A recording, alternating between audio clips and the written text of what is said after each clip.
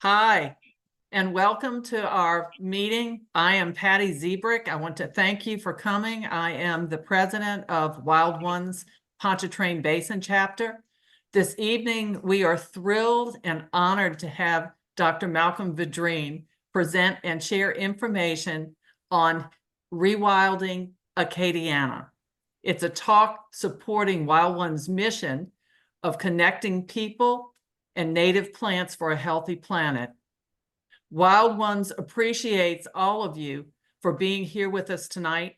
You can learn more about us and hopefully choose to support and join us at wildones.org.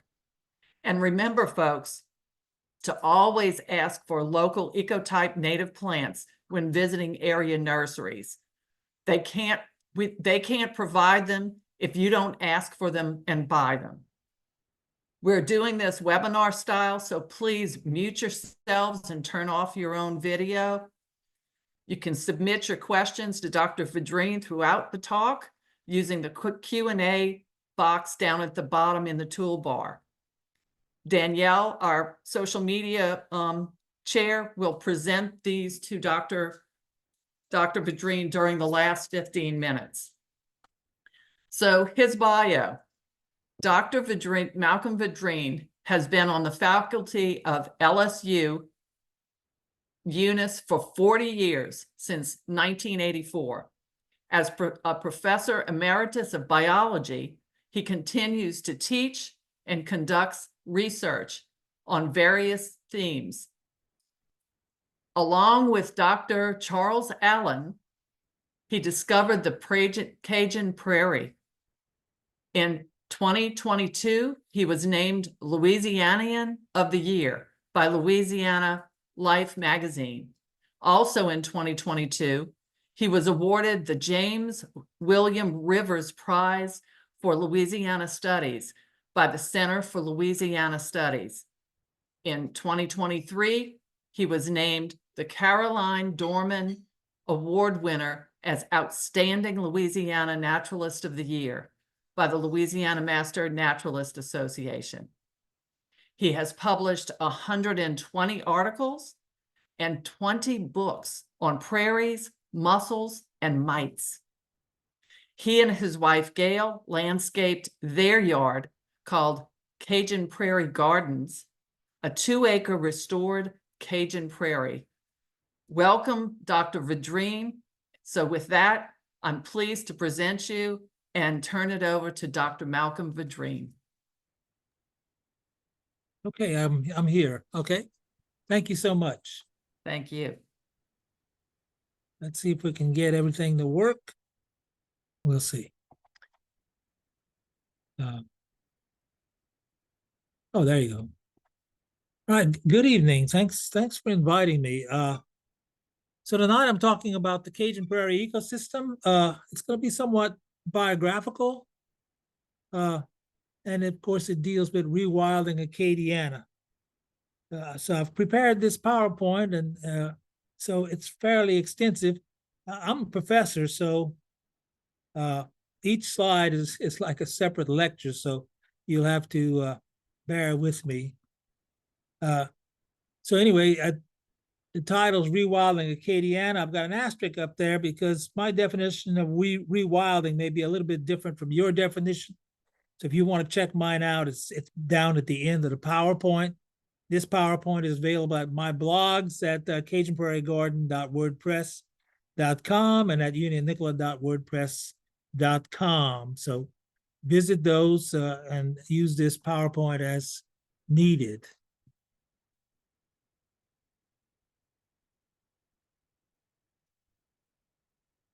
This is going to be somewhat autobiographical, since I think the story is best told on a very personal note. So I'll do a little personal introduction and talk about mussels and mites just a bit to get started.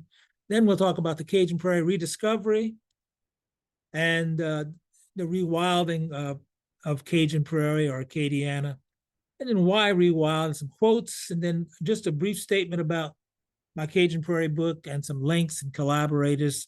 And I'll have resources at the end available in the PowerPoint. So I was born in Eunice in the Cajun Prairie and went to high school in Mamou, graduated in 1967. I was valedictorian and got a National Merit Scholarship to go to college. So I went to LSU and majored in zoology. I met Dr. Nell Causer. She taught me invertebrate zoo. And then when I went back for graduate school in zoology, studying parasitology and physiology, she agreed to be my major professor. And I did a project on parasites of freshwater mussels of Acadiana. So then I took a job at GSRI in New Iberia. Now it's the UL Primate Lab.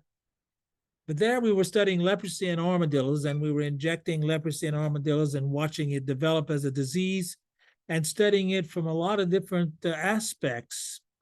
And then I discovered leprosy in wild armadillos, a naturally occurring form of leprosy. And that messed up the controls because at that time, it was globally accepted that the only species that had leprosy was humans. And to find it in armadillos, with us working in armadillos, it kind of busted our controls a bit. So I think they were glad to see me leave and go back to school. So I went to ULL, but then it was USL in Lafayette and worked for Dr. Dick Hosey. Yeah, you probably know of him. He's the author of Fishes of the Gulf of Mexico. He also had a real interest in invertebrates. So when I told him I wanted to study mites in mussels in eastern North America, he was shocked, but at the same time, he went along with me. So I began working on my dissertation, which was the coevolution of mussels and mites in eastern North America. And I received a Jessup Fellowship to go study at the Academy of Natural Sciences in 1978. And I worked with these two guys, Dan Bereza and Sam Fuller, on mussel work. And of course, I searched the collections for mites along with my own collections. Dan Bereza and I collected over the next 8 years from Canada to southern Mexico. Now I worked with Sam Fuller just a bit, and Sam ended up being a member on my doctoral defense committee.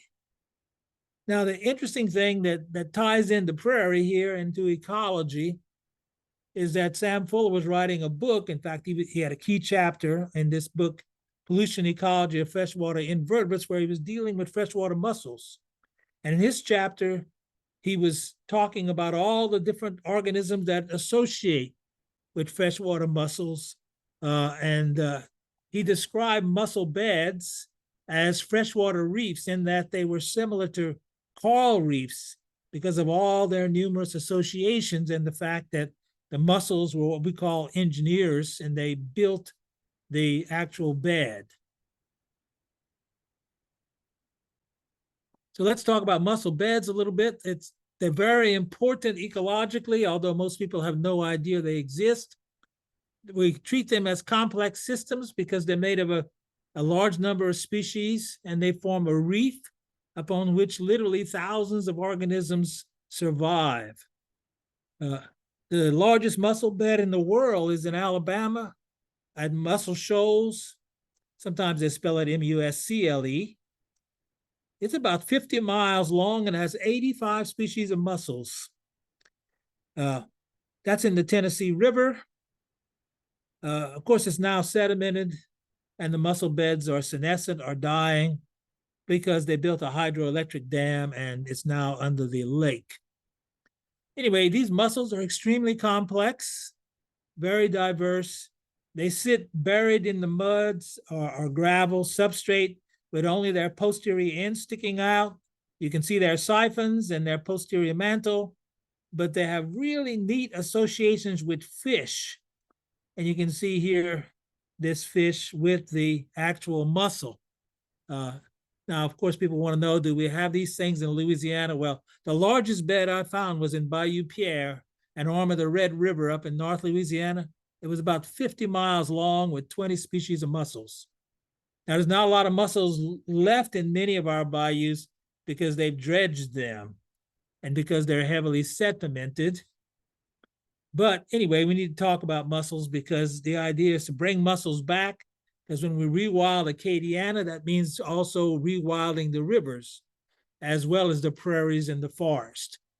So just a brief introduction to mussels. Mussels are embedded into the sediment, and all that's exposed is the posterior portion of the shell, and their siphons and this mantle flap, this postbasal mantle flap. This is the genus Lampsilus, but the entire group, the Lampsilinine mites or mussels, all have postbasal modifications. They either look like fish or insects or crawfish or fish eggs or fish larvae or worms. It's just incredible the amount of mimicry going on.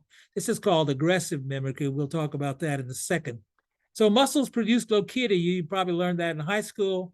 And they attach to fish gills and fish fins, where they metamorphose in a matter of weeks, usually a month or so at best.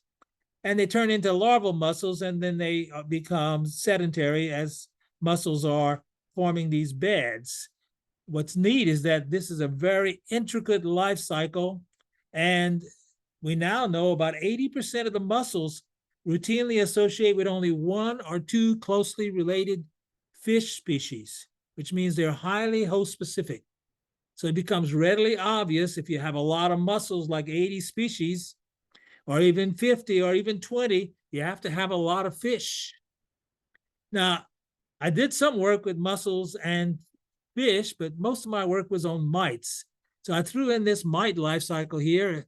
The adults and the nymphs live inside mussels, but the larvae attached to chironomids. By the way, the chironomids as larvae are on the shells of mussels. So they're part of that reef concept. So the mite larvae come out of the mussels, attached to the chironomids, and when the chironomids emerge and fly off, they've got the mites attached to them. And of course, the mites engorge, and then they drop back into the water, and they find mussels by photosensitivity. In the presence of mussel mantle fluid, the mites become photonegative, and so they seek a place that's dark, like inside the mussels. So what we have here is freshwater fish, mussels, chironomids, and mites forming an elaborate self-organizing complex system in bayous and rivers and lakes. And of course, the major thing I'm going to mention again and again today is that silt and altered hydrology, like dredging, has greatly hampered and destroyed these mussel beds. But some of these beds still exist. For example, they existed back in the 70s when I studied them. I was able to find about 70% of the mussels which had one or more mite species. So here's a mite inside this mussel. They don't look like much, and you say, well, why bother studying those? Well, interestingly, they display so many ecological principles and evolutionary principles that they're actually extremely exciting. Now, what's neat about these mites, which I discovered, is about 80% of them are only associated with one or two closely related mussel species. So you have mites only found on specific mussel species. You have mussel species only found on specific fish. So you have these really tight, complex relationships. So when one member of the group disappears, like the fish or the mussel, you can see the entire fabric of the community becoming damaged and coming apart. If you think of it as a spider web, it begins to unravel. So let's talk about our bayous and our rivers, as well as our lakes. Mussels once cobbled the bottom of these streams when water ran clear about 100 years ago. There are still places where mussel beds exist, but most of those mussel beds are senescent, which means they only have adult mussels. They're not recruiting young mussels. Why is this so? Well, it's because the water is muddy and dark, so the mussels cannot attract the fish hosts in the dark. Neither can the fish find the mussels, because they usually like to spawn in mussel beds. So we can see the muddiness has essentially destroyed the river as a functioning habitat, and mussel beds are dying. Now, this is really difficult to prove because mussels live to be very old, 20 to 100 years. which means that they're among the oldest of freshwater organisms. They're also the most endangered freshwater animals. So mussel beds can be very, very old. So if you want to sample one, you can sample one, and you may find a lot of species of mussels, but all of them are old. In the old days, when we talked about diversity, the big deal was species richness, the sheer number of mussel species in this case, and evenness, which was a measurement of relative abundance. So if you went into a bed, even a senescent bed, which was no longer reproducing, no longer viable, you still, with traditional biodiversity measurements, would have a habitat that's considered diverse. But this is a habitat or a community that's actually dying right before you. And so are all the organisms that are associated with it, the entire reef complex. If you're interested in this kind of concept, Tom Wessels, in his book, The Myth of Progress, really explains this clearly. But today we use much more than richness and evenness to index biodiversity. We've developed two key concepts. And Doug Tallamy does an excellent job, if you're familiar with Doug Tallamy, of explaining this. First of all, we'll now look at diversity by looking at community structure, and we deal with the ecological functions and services of organisms. And actually, we have noted that certain organisms are really significant. I like to call them superheroes or master villains, because some of them do some really dastardly things, and they're exotics, right? So I put some symbols up here so you would see what I'm thinking. These keystone species are the superheroes. For example, Tallamy's oak trees host over 500 different moth species, which are essential for birds to survive, because birds feed their young moth caterpillars. And so Doug speaks about that in great detail in his talks. These keystone species sometimes are considered engineer species because they build the actual ecosystem, right? Like oak trees form forest, and mussels form beds, and as we'll learn quickly, grasses form prairies. Now, the overall concept is diversity begets diversity, because if you have a number of keystone and engineering species, you usually end up having a very diverse community. The second concept is specialized relationship. Again, Doug really talks about this to a great deal. It deals with specificity and ecological associations. I like to talk about mutualism and the fact that organisms associate with one another and actually exist together. Now, most of us, when we think about specialized relationships, we're thinking about host specificity and parasitism and predator-prey relationships and herbivory associations. But many of these associations, we now know, actually lead to mutualistic relationships. So when I think of specialized relationships, here's where I bring in the concept of super sidekicks. You remember, all these major superheroes, remember, have sidekicks. Some of them, of course, are not really assets, so you can think of them as parasites. But eventually, in the long run, they're part of the story, and they actually help the story along, so they become essentially mutualistic. So the whole trend in complex systems of living things, communities, they are self-organizing, and literally the associations are moving from predator-prey, herbivory, parasitism toward mutualism. And we now understand that mutualistic relationships in nature are extraordinarily common and extraordinarily complex. Now, let's use some of my mite research to show you what I've developed over the years. When I was doing my dissertation, I did this in rough because I needed to name all my mites because I was finding new species all over the place. So after naming about 60 species during the 80s, in the 90s, a number of papers came out saying that I was splitting them. So I had to quit naming species, and I worked on prairie. But in the 2000s, I came back because some molecular work was done showing that I was correct. There really were all these different species. And so Dale Edwards worked with me in what I call a trilogy, a series of papers in the Journal of Parasitology, where we followed these patterns and studied them. Then Yulia Chaparina came along and she helped verify these things molecularly. Anyway, let's look at what we found. In the first set of papers, we showed that diversity begets diversity. This is a very simple concept. I looked at 20,000 mussels from 500 sampling stations. And so here, this is a graph of the stations. We show the number of mussels found in the collections versus the number of mites found in the collection. And you can see a very high, highly significant condition. As the number of mussels increased, so did the mites. So diversity begets diversity. But this is a skewed graph, excuse me, in that this station here is Bayou Bartholomew, for example. It had 15 species of mussels, but it had nary a single mite. What happened is all the surrounding habitat was cotton fields, and apparently something they do in cotton fields, some chemical they apply, must either get rid of the chironomids or the mites. So here you have this beautiful mussel bed with lots of mussels and nary a single mite. But that's true of a number of these habitats.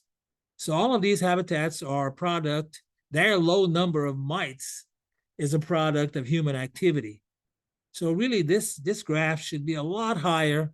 And in the end, if I was to speculate, I'd say if there are 15 species of mussels, there are probably 15 species of mites. So in the second paper, we dealt with host specificity, specialized relationships. And this graph simply shows the frequency. In other words, how many hosts does each species of mite have? And we looked at 47 species. Obviously, only a single host in 18 species, 2 hosts in 11 species. So the bulk of the species only have 1 or 2 hosts. But this too is skewed because this mite, here, number 35, I call it, is actually Unicola hosei, named it after Dick Hosey. It occurs in like 35 different mussels belonging to 15 genera, all lampsalines. And Dale Edwards, here he is with E.O. Wilson, and Brian Ernstine worked on these mites and discovered that they actually form probably as many as 12 to 15 cryptic species, distinguishable at present only by molecular analysis.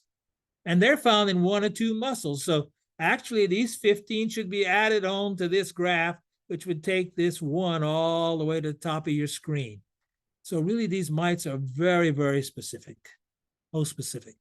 So what's the bottom line? Well, again, people argue with me about my host specificity. Dale and I did a book, and in that we did a morphological tree, and there was a lot of argument about accepting that. But then Yulia Chaparina came along with Brian Ernstine, and they did molecular trees. And the molecular trees, this is the one from her dissertation, match up really close to the morphological trees. So it looks like we were correct in the first place.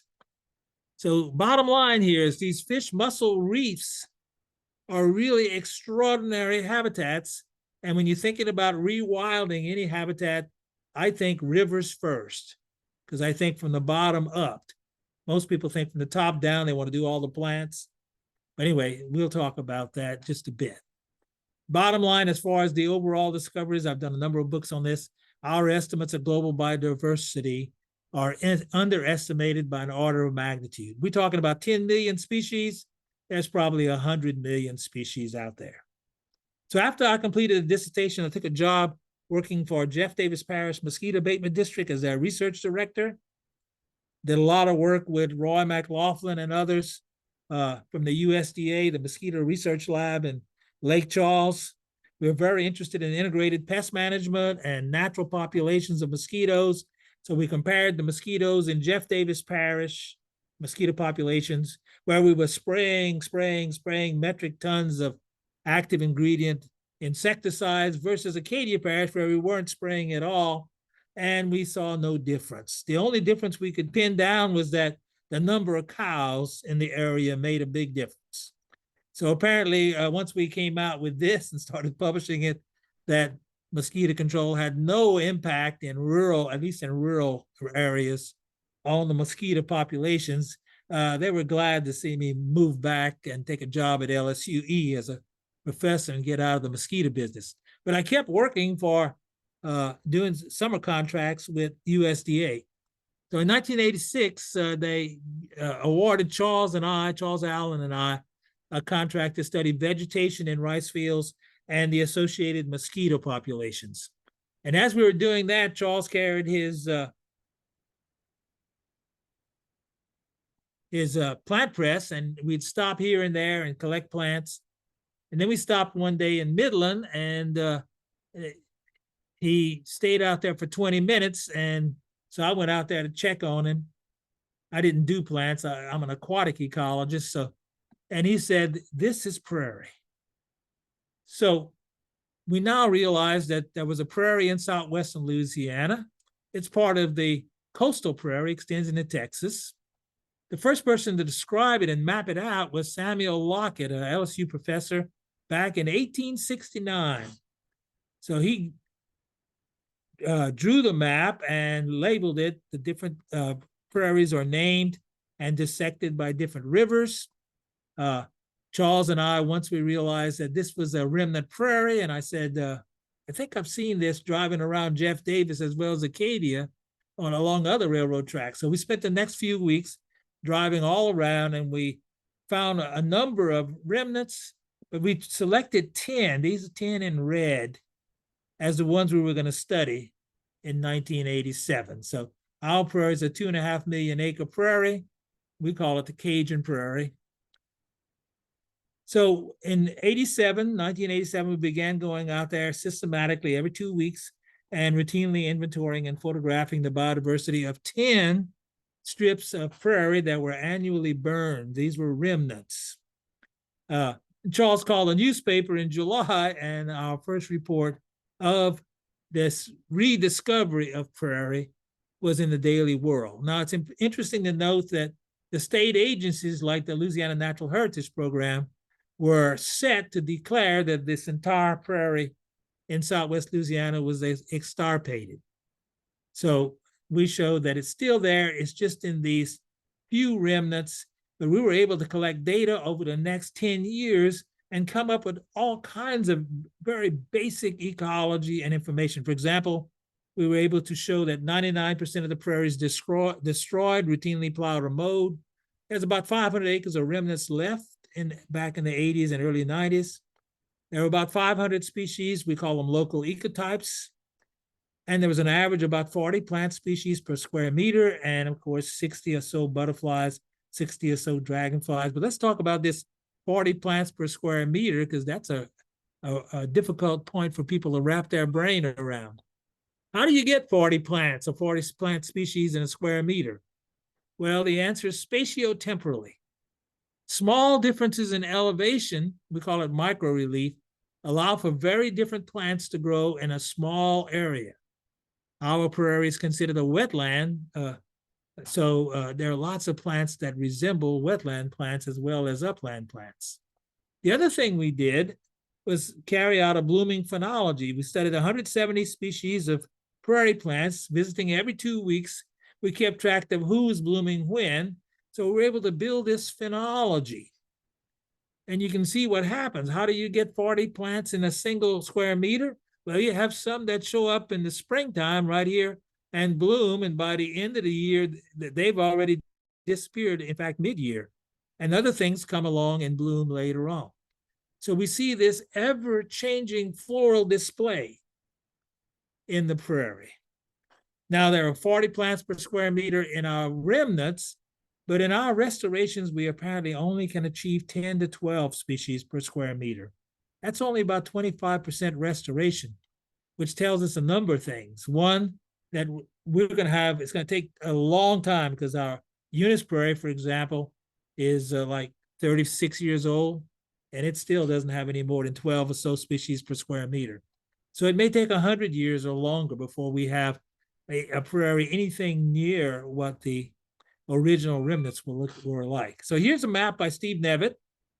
I love this map because it shows that to the north, you have these pine savannas and bottomland hardwoods and longleaf pine, and you see the prairie interdigitating, sticking out So there's a lot of overlap in plants in that region. On the east is the Chapelai Basin, and you see some finger-like projections here. So there's a lot of overlap here. And of course, on the south, there's a fresh marsh, and you see a lot of overlap there. So when we talk about the Cajun Prairie, we're really talking about an ecosystem that extends all through this region that we call Acadiana. So our first formal report of the prairie was in 1989, the Louisiana Conservationist, and this article entitled Wildflowers of the Cajun Prairie. We then published a brochure and numerous papers in various journals, namely the North American Prairie Conference. Then I summarized in a textbook much of what we had done in 2010.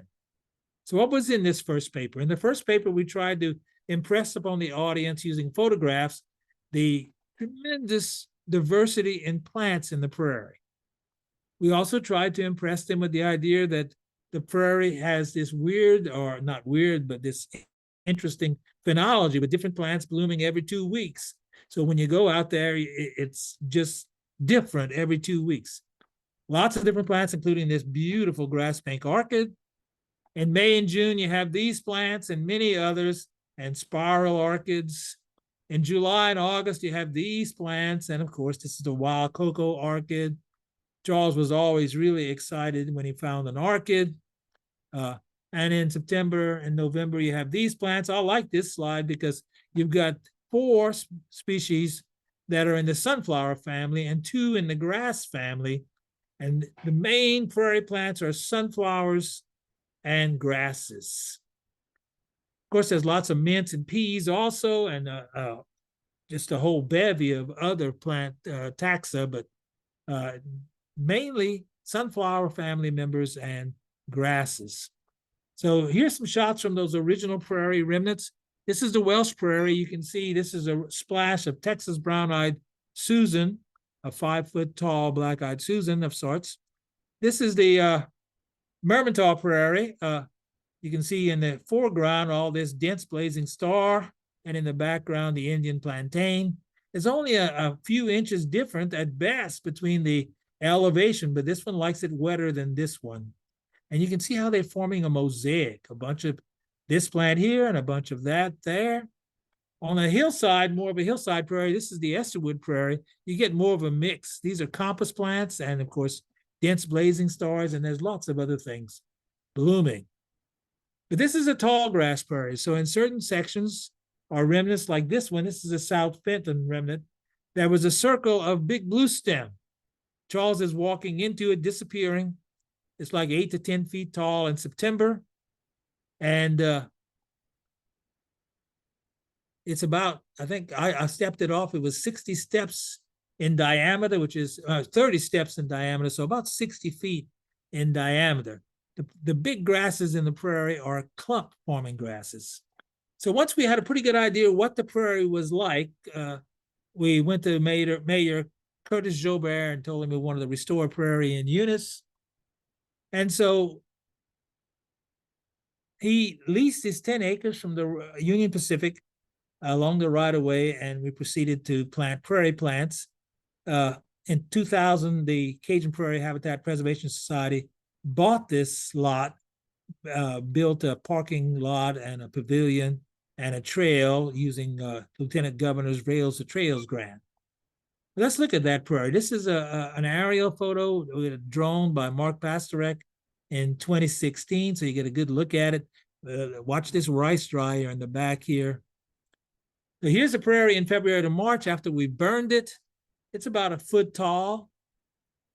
In April, it's about 2 feet tall, and these are yellow wild indigos, but there's lots of other things blooming in this. In May, it's 5 feet tall, and these are bee balm, and this is a rough coneflower, a form of black-eyed Susan, so you can see it spread out across the prairie. In June, these are a form of obedient plant. We call it finger false dragonhead. In July, these are rattlesnake masters, and you can see the finger false dragonheads are finished blooming. So we can see in the prairie in Eunice, here's that rice dryer, this changing of the guard every couple of weeks. In August, you see again this dense blazing star. and the Indian plantain like we saw in the remnant. In September, it's Kansas gay feather blooming. There's about 100,000 in that Eunice prairie. Charles says this is the most common wildflower in western Louisiana. Also in September, the big grasses bloom. This is big blue stem blooming, along with that, some Kansas gay feathers. In October, the goldenrods start blooming. Everything else is finishing off. There are a bunch of asters. I mentioned goldenrods and celebrate them because Doug Tallamy claims that they are a keystone species and host many different moths and other insects. So he would be celebrating this too. November, the goldenrods are still blooming and asters, but it's getting ready to brown down. By December, the prairie has browned down. Most of the grasses in the Eunice prairie are little blue stem. We call this paille rouge in French. It means red straw. What's happening is all of these plants are moving their sap into the ground, into their underground root systems and rhizomes. And of course, this is, we call paille jaune. Well, that's paille rouge because it's red. This is paille jaune because it's yellow straw. And by the time it turns yellow, it's moved all of its nutritious materials into the ground. All that's left is standing cellulose, and it burns readily. This is a natural burn ecosystem. After it burns, it looks like an absolute catastrophe has occurred, but this is essential. And you'll see within a matter of a few weeks, it'll turn green. The plants require burning, although you can mow them and achieve some of the same outcomes. So we've done a number of books. We did one here recently that more or less was a historical review of what happened in Eunice. We did one to show most of the photographs that looked any good from the 1980s and 90s, along with some essays. And then Gail and I did one on our prairie. So Gail and I have the Cajun Prairie Gardens, established in 1996. We bought a 3-acre lot. 2 acres of it is prairie. Mark also took a drone shot of it in 2016, so you can see our front yard. Here's our house and Gail's muscadine vineyard. And you can see we cut it into squares because we were thinking landscape type variation. It's much wetter in here, so you'll see that. And you can see circles of different grasses as they form clumps. So in April, our front yard looks like this, lots of that yellow wild indigo. But in the wet area, it's spider lilies and irises. And up on the drier end, it's lance leaf coreopsis or tickseed. In May, we have these, this is 3 butterfly weeds up in the higher ground, bee balm and lots of silvium or rosin weeds. And this is a Cicuta maculata, hemlock. But in the background, there's lots of other plants. In June, lots of hibiscus where the spider lilies were. We have, this is Hibiscus muscentus, a variety of Lasiocarpus, or what's called crimson-eyed rose mallow. It comes in white, it comes in pink, and it comes in rose pink in the Cajun Prairie. This is July. In July, lots of sunflowers. These are ashy sunflowers. Lots of silvium, including our compass plants in the background. By the time you get to August and September, our prairie is mainly grasses. I wanted more wildflowers, but grasses have taken over. October, November, it browns down. But there's still a lot of texture to it. Makes it very interesting. And of course, by the time you get to December and January, it's ready to burn. So now we want to talk about rewilding Acadiana. So it's my favorite picture. It shows the earth as a closed system, more or less, a complex system with many complex systems within complex systems in this habitat. And of course, it's mostly ocean. And we know very little about the ocean, actually. In fact, just a couple of weeks ago, I read that they have revealed that there's something called dark oxygen. If you'd asked me a month ago, I would have told you all of the oxygen produced on the planet is produced by photosynthesis. But we now know some is being produced at the bottom of the ocean by these magnetic balls with lithium and cobalt. So they really want to mine it to make batteries for EVs. But it turns out it's carrying out hydrolysis at the bottom of the ocean and producing oxygen, which the communities at the bottom of the ocean require to survive. Anyway, so we know very little about the ocean, and actually we know very little about the soil. So on this planet that we treasure, we know very little. Now, we've done 3 chapters recently.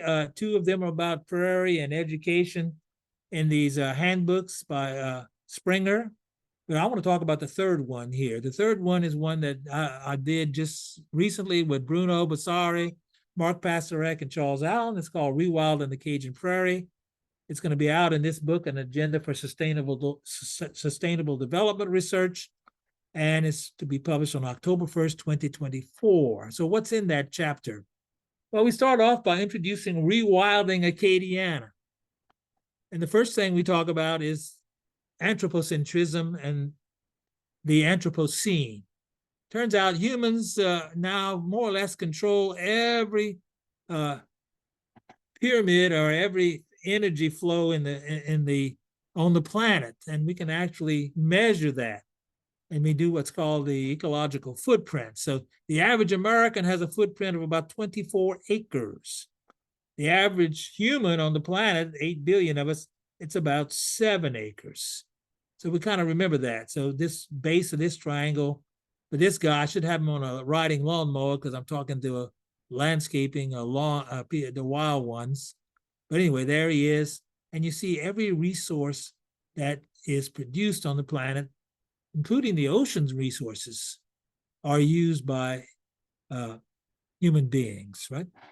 So anyway, we will discover quickly that we're using the resources to a fault, so to say, so we need to do rewilding. As William Ruckelshaus says, nature provides a free lunch so long as we control our appetite.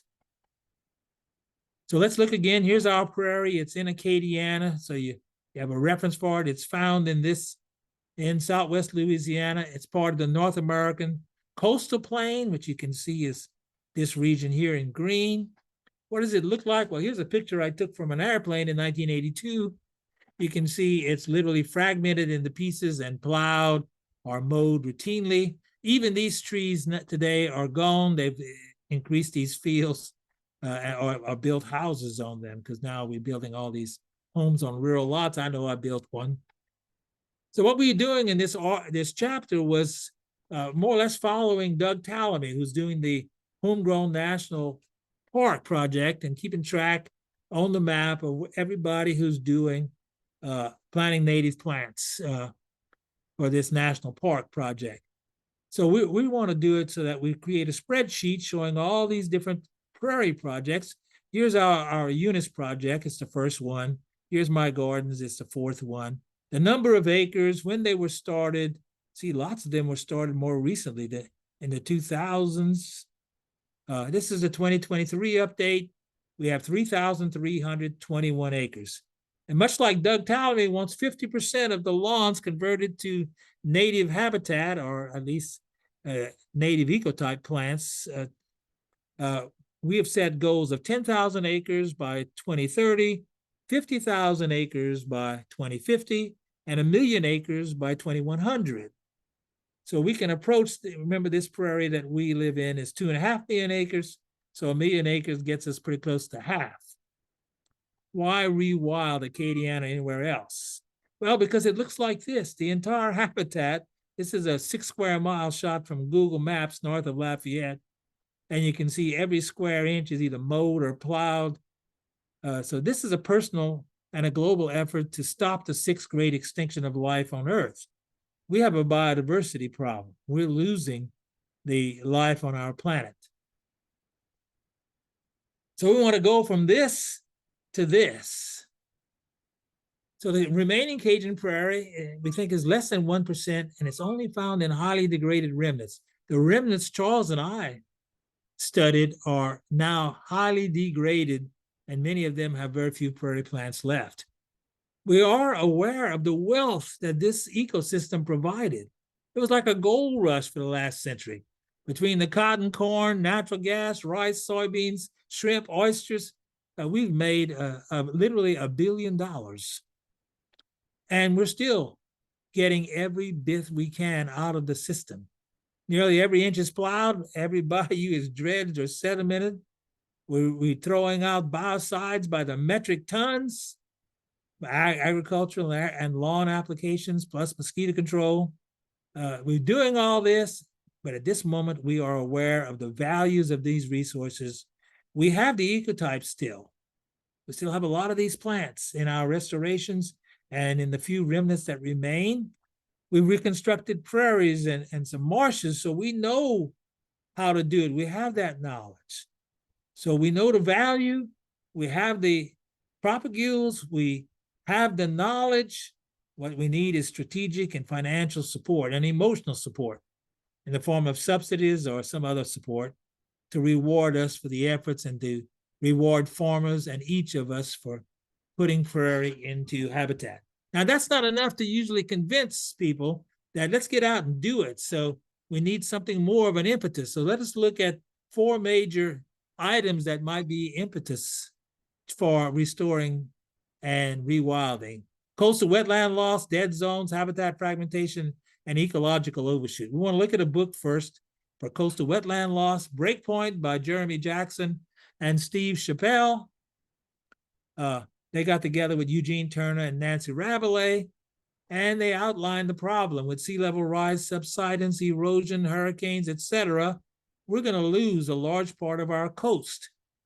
They also talk about area-wide erosion and fertilizer and pesticide runoff and severely disrupted hydrology since you remove the prairie plants and now you have croplands that are laser leveled. So here's what the USGS predicts. In 2050, everything in red is going to be underwater. In 2100, you can see, here's the Cajun Prairie. We're going to be right there on the ocean. All this requires is a 1 meter rise. And Washington Post has just published a paper showing that our current estimated sea level rise is 5 inches per decade. It doesn't take any fancy math. A meter is about 40 inches. 5 into 40 is 8 decades. We're in the 2020s, so by 2100, all of this will be underwater at current rates. But here they say it's rising faster and faster. So it could be 6 or 7 inches within the next few decades. Another problem is dead zones. Dead zones, Philip Limbury wrote this book, Dead Zone, and in that book, he celebrates the discovery of the first dead zone. And that was discovered by Wilma Subra. She's a 1999 MacArthur Genius Award Fellow. She and I were working together at GSRI. I was working on armadillos, and she was working for the environmental section. And she was working, taking all kinds of water quality measurements and reporting extraordinary hypoxic levels in the Gulf of Mexico. Eugene Turner and Nancy Rabelais worked together, and each year they map out the dead zone. So here's the dead zone from 22 and 23. These were 2 very dry years with minimum rainfall in the Cajun Prairie. So we see the dead zones about 3,000 square miles. This is a record.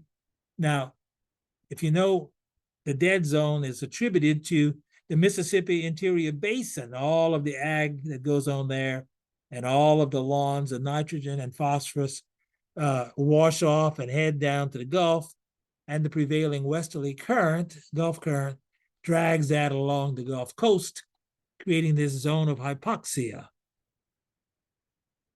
Well, let's look once again at the Louisiana Prairie here, and we see this Mermentau River right in the middle, drains into Grand Lake, and then here's the Gulf outlet. The reason I point that out, because in the 2021, when there was massive rainfall in Acadiana, we got this explosion of dead zone. Robbie Maxwell from Louisiana Wildlife and Fisheries informed me about this, and numerous fish kills in the marsh. And look, it was 6,300 square miles. That's twice the size of 2022, right? So 2024, we've had a tremendous amount of rain this year. So let's see what it looks like. It's just out. They announced it last week. So here's the dead zone from 2024. It's 6,700 square miles. So it's even larger than in 21. So here it is drawn out. So these dead zones, of course, are hypoxic zones. And of course, in the marsh, they cause massive fish kills resulting. So we have really problems in the coastal zone and in the Gulf, resulting from actions in our Acadiana region. The two other things we contend with, these have to do more with biodiversity. We focused in on our chapter with the UN Sustainable Goals number 14 and 15, literally life on land and life in water, biodiversity. And we want to mention two additional concerns: habitat fragmentation and ecological overshoot. Habitat fragmentation, the best book to read on that is David Quayman's The Song of the Dodo. He compares taking habitat like a Persian rug and then ripping it to shreds or into pieces and then looking at how all the pieces work. And of course, the point is the fragmented pieces do not work as well as the entire habitat. And this is what we're doing. We're fragmenting habitat. Now, I threw in some dots and some dashes to represent the remaining remnant prairies and some of the restorations compared to the actual original prairie, and you can see our fragments are exceedingly small. Now, The Theory of Island Biogeography, a book written by Robert MacArthur and E.O. Wilson, provide mathematical equations to explain what's going on, and they relate biodiversity to island size or fragment size and distance of fragment from adjacent fragments. So you can see the fragments in this Persian rug are, they're still kind of close together, but look at our remnants. They are so distant that diversity is actually highly diminished, right? So the last item to contend with is overshoot. Overshoot is it's rather deep, so I don't want to get too much into it. William Catton wrote a book about it, and we'll explain it in a second. It requires some measurements, and of course, it's measured by measuring ecological footprints.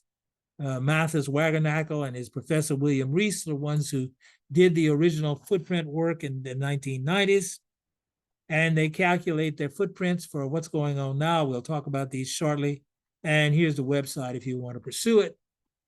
So what is overshoot? Well, the population size of every species is subject to a carrying capacity. That is the number of organisms that can sustainably survive based on that biocapacity. So we draw this as the carrying capacity, and we can do the population of anything, any organism you want. Well, we'll do humans just for the heck of it. And you can see as the human population rises, or as any population rises, they reach a point here, and then they go into overshoot. And as a result, as their population gets larger and larger, they begin to overuse, overharvest their carrying capacity, their ecological services.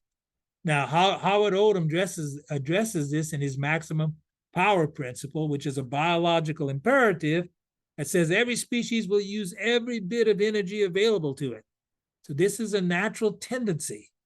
Beyond anything humans are doing, it's every organism will use not every bit of energy they can get. And this is why with these parasites and other animals eventually become mutualist, because it becomes, according to the second law of thermodynamics, it becomes too energy intense to maintain these relationships that are non-mutualistic, parasitic or otherwise.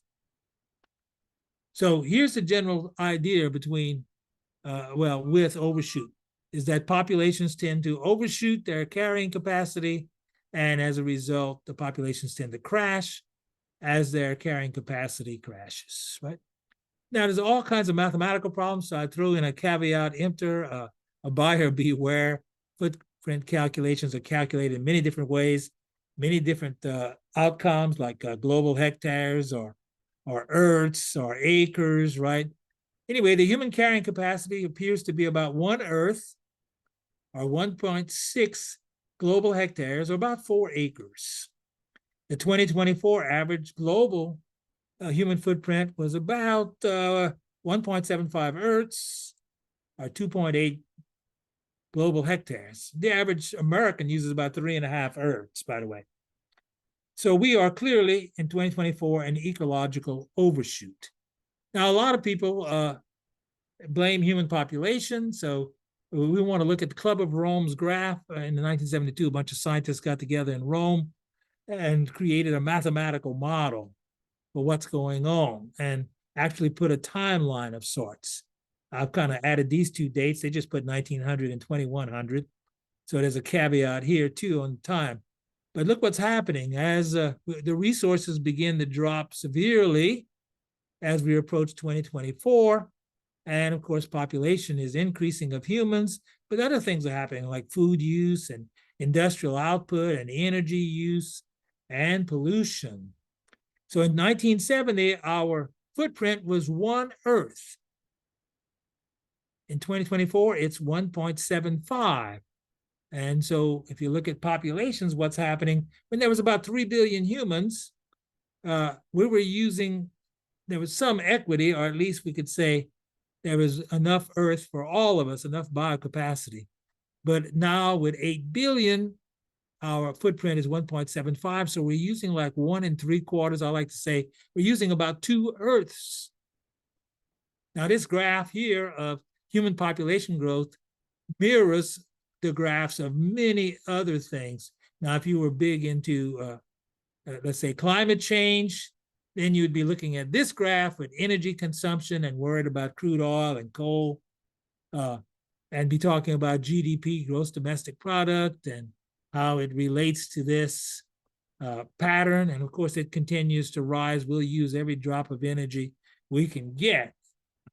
But I want to talk about biodiversity loss, and biodiversity loss follows basically the same trajectory.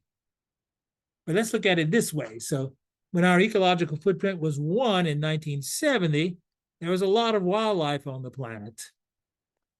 And now as we approach 2024, and we're using 1.75 Earths, we can see things are crashing. Now, I've taken this graph and I've added rewilding to it. With maximal rewilding, we'll take the green pathway, we think. With some rewilding, we'll take the yellow pathway.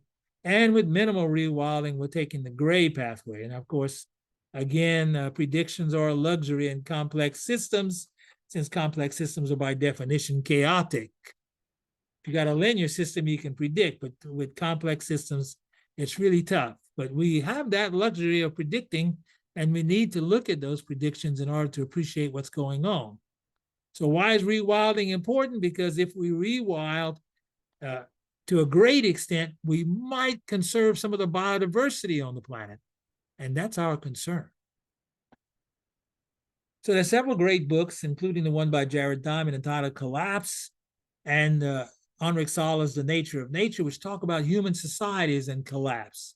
I don't want to talk about that in any detail, but Jared Diamond looks at 10 societies, 5 that have already collapsed, 5 that are collapsing, and talks about how each one of them ignored their ecological context. In The Nature of Nature, he spends time introducing the book by talking about Biosphere 1 and 2. Remember, Biosphere 1 and 2 are projects that were carried out in Arizona where they hermetically sealed in habitat and put people in and brought in all kinds of nature and tried to mimic Earth without the advantage of being exposed to nature. And of course, it failed. They ran out of oxygen. Oxygen levels dropped from 21% in their air down to 16%.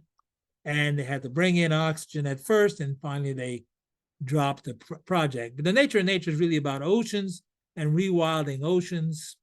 So let's talk about some of our responses to rewilding. Rewilding farmland, there are a number of books on this. Jepson's Rewilding and Blythe Monbiot's Regenesis, and of course the husband-wife team, Isabella Tree and Charlie Burrell, and they talk about rewilding farmland. Other projects, rewilding terrestrial projects, are the Global Biodiversity Hotspot projects. These ideas were developed and promoted by E.O. Wilson and Tony Hiss. Tony Hiss has this brand new book out where he evaluates the U.S. Efforts to protect global hotspots. Anyway, a global hotspot is a conservation priority. They usually have more than 1,500 endemic plant species and about 70% habitat loss. There were 35 of them back in 2015. You can see them all over the world. None of them contain prairies. Why not?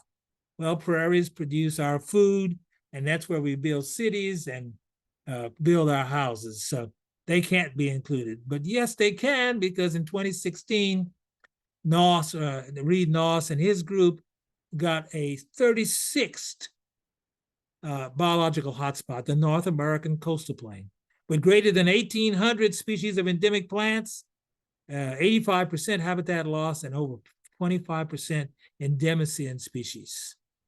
So now this is hotspot 36, and here it is. So now the entire Gulf of Mexico is surrounded by these global hotspots, as was the Mediterranean and the Malay Archipelago. And here's our Cajun Prairie smack dab in it, along with coastal prairie.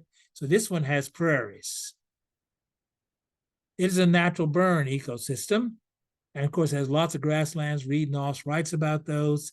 Lots of wildflowers. And of course, this book is about the Black Belt prairies and others. And of course, Scott Duncan has his new book about southern rivers and includes those rivers. What's in this bio hotspot? Well, lots of birds and bees, but then lots of other terrestrial animals, and that's what they focus on. But Scott Duncan focuses more on aquatic animals and points to the great endemicity in but he's talking more about the Alabama Basin system. Here's mussel shoals right here on the Tennessee River system, that huge mussel bed, remember we discussed. Here's the Mississippi Interior Basin. Remember, it drains out into the Gulf and creates a dead zone. So by not including it into this hotspot, of course, that simply means they don't fully appreciate the impacts of all this farmland. Anyway, so what's in this hotspot? Lots and lots of mussels. It has the most diverse community of mussels in the world, over 200 species. And likewise in fish and crawfish. And likewise in numerous insects. And notice a lot of these insects are the same insects that fly around once they mature. So lots of these aquatic insects have an aquatic stage. And here's the mussels down at the bottom, and mites. So this freshwater mussel reef is just filled with just thousands of different living things. So major American efforts. Well, Doug Tallamy's Homegrown National Park. I recommend highly read these. And of course, the American prairie, that going on 2 million acre prairie in Montana. Curtis Fries talks about it in his book, Back from the Collapse. How about rewilding in the southern states? Well, a number of projects are ongoing. The North-South corridor in Florida, Reed Noss is heading that one too. They just got 200,000 acres added just in the last few weeks. The American Amazon Project in Alabama, they just got 200,000 acres added. You can read about it in their projects. Texas just got $2 million for their coastal prairie. They now can buy some land and actually pay some subsidies and do some more restoration. They helped us do this Paradise Lost brochure. Georgia and Mississippi have action plans. In fact, Mark Pastorek, when he gave you a talk about a month ago, he talked about that. And of course, emphasized the Black Belt prairies. How about rewilding Louisiana? Well, C.C. Lockwood has done a book on rewilding Louisiana. Of course, in Acadiana, the only thing he talked about was Lake Martin, but that's okay. Charles does a lot of work with plants, and his book is here. And of course, in North Louisiana, the Oakley brothers and Johnny Armstrong are restoring their some streams and prairies. How about Acadiana? Well, Lake Martin for sure. And Bill Fontenot's done a lot of stuff. And of course, I've been talking about it and pushing for prairie and many, many others. I want to talk briefly about two different aspects of restoring prairies. One is the soil biota and the other is the canopy. And of course, at play are keystone species and engineers. Oh, by the way, clean water in bayous is essential and is the first sign of the survival of an ecosystem. So I love this drawing by Heidi Natura, and she shows the prairie compared to the lawn. The lawn is on your left. The prairie is basically roots. 2/3 of the biomass or better of individual plants are below ground. And they create the rhizosphere, which has literally millions of kinds of organisms, and we know very little about them. The grasses form these netted root systems, and the sunflowers form these really long, this is compass plant, looks like it's about 18 feet long. Here's our drawing flipped backwards. Grasses and sunflower species are ecological engineers. They create the canopy, we'll talk about that in a second, and this soil structure. At the Fusilier farms, Justin and Vernon Fusilier have a 65-acre prairie that they use for grazing cattle. We went out there. It's a 20-year-old prairie that they've built from seed, and we dug up a switchgrass, and it was 8 feet deep, the root system. So in our prairies, the same feature is occurring. These grasses are important for hydrology. They carry water. They serve as a sponge and can hold up to 7 inches of rain. And of course, they carry water down to the shallow aquifer, and that water is moved laterally into springs, which bubble up in bayous. And that's where the clear water comes from, not the runoff. Here's a shot with the root from compass plants. You can see it's extraordinary, this was Aldo Leopold's favorite plant. You can see how dark the soil is. Think about how much carbon sequestration is going on in this soil, but there are trillions of organisms in that soil. I threw in this picture. Tommy Hillman took it. He dug up this mamu. Look at this root system. Mamu is a major plant in the Mamu Prairie and in the prairie we live in. So this underground root system is actually a forest, and there's a tremendous amount of organisms in every teaspoon. Prairie plants also engineer canopy. We did some percent canopy studies on the prairie, so we have that data. Canopy is formed by trees and wildflowers, and of course grasses. Here's Charles in that big blue stem patch. So the canopy is alive and home for a myriad of living things. It produces oxygen and sequesters carbon. This is what Charles calls anti-prairie. I call it anti-canopy. Your lawn, plowed fields, and of course, parking lots. The value of canopy goes a lot further than affecting life. It's actually valuable asset. Think of a tree. And not only that, it has numerous associations. And shade is a premium in a warming world. So there are lots of tipping points. You can read about them. The one I want to talk about is 25%, one that George Monbiot and the Extinction Rebellion talk about. At 25%, the crowd follows. This is a human tipping point. So when 1 in 4 lawns in Acadiana have a Cajun Prairie plot, then there'll be a full-blown rush to get Cajun Prairie. That's closed by looking at Doug Tallamy and E.O. Wilson's clarion calls. Here's Doug Tallamy's homegrown national park. He says plant native plants, local ecotypes, convert half of your yards, turn out the lights because they kill insects, get rid of Mosquito Joe, stop spraying all those insecticides, and do it quickly. E.O. Wilson warns us that when we wipe out the insects, we'll be gone in a few months. Insects run the world. This is E.O. Wilson's warning. 90% of birds as chicks eat insects, only specific insects. Doug Tallamy speaks to that at great length. 80% of fishes eat insects or eat fishes that eat insects. So the two key groups we measure in biodiversity, birds and fishes, are all insect eaters, more or less. Insects eat plants that die, so they're essential for getting rid of dead organisms and promoting fungal and bacterial decay. 90% of flowering plants are pollinated by insects. Insects eat other insects, so that's beneficial. If you really want to learn about this, read E.O. Wilson's short article, The Little Things That Run the World. What's happening in biomass? Well, in the last basically 50 years, since 1970, when our footprint was 1, we have lost 70% of the biomass. Now, there's a lot of argument about these numbers. Caveat emptor, you buyer beware, but it's pretty obvious with some groups, especially insects. So here's that chart again, and you can see the drop. And here's that 75% caution, along with that caveat emptor. Our poster insect, the monarch butterfly. We started monitoring it because we discovered the wintering grounds in the late 70s, early 80s. And we started monitoring it in the 90s, and we've had a 90% loss. There's a little blip here because we started planting a whole bunch of milkweeds. But still, the Endangered Species Act is coming into play.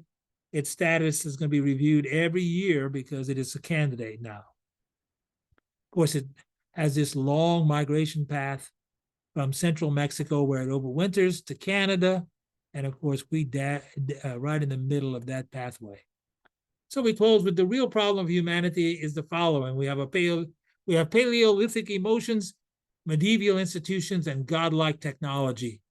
And it's terrifically dangerous because now we're approaching a point of a crisis overall.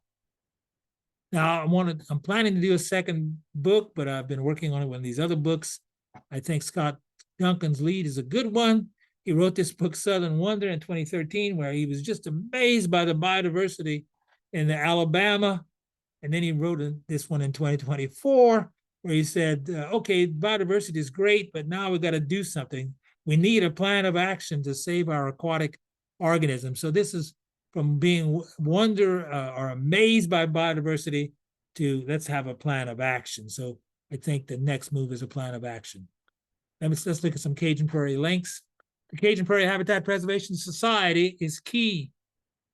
So we point to it, Charles Allen and Allen Akers. So this is like kind of an ad. Writes books and teaches classes. Mark and Candy restore prairies. They install prairies. Gail and I, of course, collect seed and write books and take care of our prairie. The Duraw Cajun Prairie is a federal Lac-Mégantic National Wildlife Refuge project, and they helped us publish a brochure. Native Plant Society is getting out the message. Here I am in a coloring page by Tammy Baumgarten. Lawrence Rosal is the current president. They're doing all kinds of things. LSUE, well, this is the prairie at LSUE. It's got a small one, but it's absolutely beautiful this year. Fusilier Farms, they have that 65-acre farm where they graze cattle and they teach classes and do workshops. Native Gardening in the South, Bill Fontenot, he's doing a new edition of his book. And of course, he's all into restoring not only prairies, but gallery forest. The Acadiana Native Plant Project, they grow plants and restore prairies.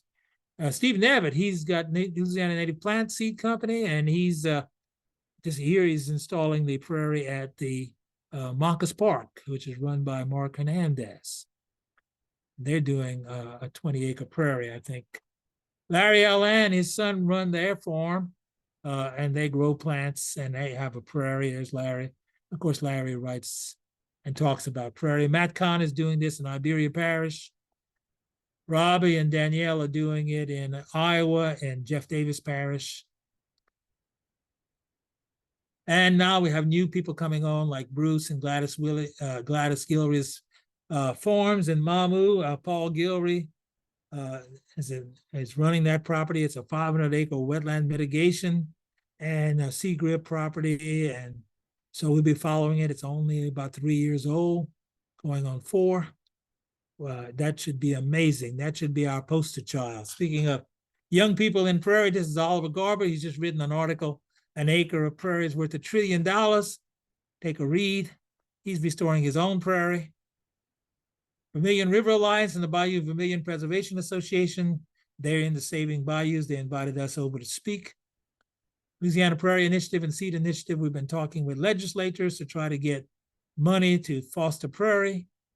And of course, there's a new movie, video documentary by Jillian Godchall and Phyllis Grifford that's in production. And of course, they're now working on a certification program. There's Charles and I revisiting the original prairie in last year. And my collaborators, my brothers, of course, the prairie guys from Mark, Larry, Charles, Bill, and Peter Luce, Bruno Bassari, the mayor, Curtis Joubert. You've seen Sam and Dan before. There's Dale, and here's Brian. Here's Darryl Clark. Darryl Clark collected lots of mussels with me, along with lots of other graduate students from LSE. Art Bogan and Cindy. Art's the #1 guy in mussels in the world. He sends me mites from mussels all over. Here's Yulia. She created that tree for her dissertation. which verified many of the things I've been saying for years. My children, Mackie, the oldest in the middle, Daniel and Caroline, and of course, Gail. And what I will leave, of course, are my collections, my books, and now prairies. Here I am, back when, and now the end. All right. If this is overly pessimistic, take a look at this book. She takes a much more positive spin on things. Thanks.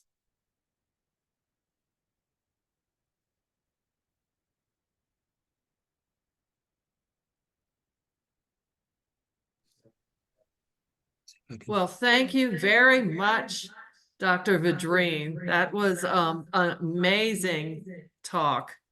Do we have some questions? Danielle?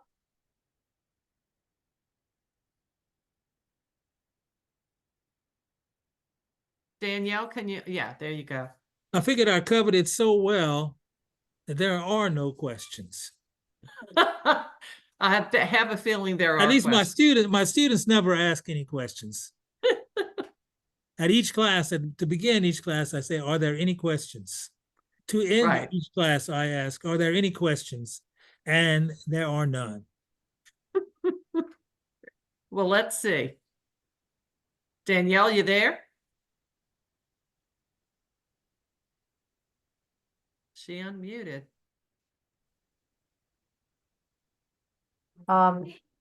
Patty, I'll go ahead. I'm looking at it. I don't know, maybe Danielle is away from the screen. There was one question by Denise Horton, and she says she has hardly ever seen trees in a prairie and wanted to know why that is. According to Charles, now I can answer that. Charles says there's a clay pan. It used to be like 3 to 5 feet beneath the soil, the top of the soil, but now, like my property is sitting right on top of the clay pan. It's all the soil has eroded into the bayou. So there's a clay pan that roots of trees have a difficulty penetrating, but the prairie plants can penetrate it. But there are plants like the introduced Chinese tallow tree that spread roots out laterally so they can persist in the prairie. But there were natural tree areas. So when you talk about the chenier, there were oak groves in the prairie. And there probably were groves of other trees. And there was naturally gallery forest or riparian forest on the side of each stream. Okay. But broad stretches of the prairie were indeed grasslands with lots and lots of wildflowers, and literally miles. In fact, the grasses got so tall that if you were riding side by side with someone on horseback, if you got any distance away from them, all you saw was their hat. So you're talking 8 to 10 to 12 feet tall in the late year. But it was a natural burn ecosystem, so it burned. And the Native Americans, the indigenous, began to burn it routinely over the last few thousand years, so they could hunt buffalo and other wildlife. And of course, to protect their villages from fire, you do a backfire, and also to protect them from possibly invading enemies, you would build a backfire so you could see around you. I always say protecting you from El Tigre, the tiger, because most people fear that tall grass is filled with wolves and tigers and all kinds of major predators. Of course, that's not the case. You may have a lot of white-tailed deer, many more than they had before revolutionary times as a result of fragmented habitat, because white-tailed deer numbers explode when you fragment the habitat. And of course, they carry with them lots of deer ticks and Lone Star ticks. So you have to watch out for Starry or Lyme disease. Okay, we had another question was, what happens if you don't mow or burn a prairie? I talked about the mussel bed becoming senescent. Well, a prairie literally becomes senescent. In other words, without fire, you don't get new propagules developing. Plants are unable to compete properly. So you need fire for germination. You need fire for sunlight to reach the those small plants in the springtime. See, in the springtime, your plants are just a few inches to a foot tall. If you don't mow, don't burn, then those plants will be shaded out and they will disappear. So you will be losing species, and your diversity in your prairie will literally crash in a matter of a few years. But much like the mussel beds, because we define this as senescence, it may take you a decade to realize how many species you've lost. And this one, they keep popping up as we bring them up. This That's one, all right. I think a lot of people will be interested in this one was, the question was, when you established your prairie on your property, did you seed it with native plants? Or did you just allow the soil seed bank to show you what it had in there? Okay, thank you. The seed bank is essentially useless in all of this. My property, Gail and I, we bought a piece of literally rice field. It had been out of rice production for maybe a decade and a half. And so there's no topsoil left, no seed bank left. So what we did was just begin mowing, bought a riding lawnmower. Well, I mowed it once with a push mower and said, can't do that. So I bought a riding lawnmower and started mowing and just started tossing handfuls of seed into the prairie without.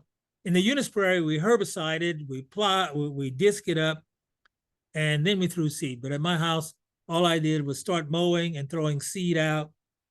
Every time I went to the prairie, I just filled my pockets with seed and just tossed it out when I came back. And of course, I plugged, with the help of my kids, I would put in plugged in plants in the wintertime to boost up the diversity. I was a geneticist. I taught genetics for 20 years. So in the prairie, I look for everything like big blue stem. We grow 6 varieties: blue, yellow, black, green, and some other color.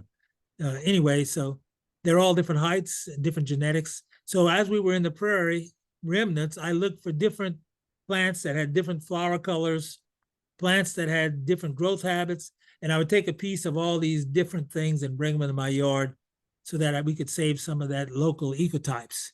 The prairie plants are far more diverse than you could possibly ever imagine.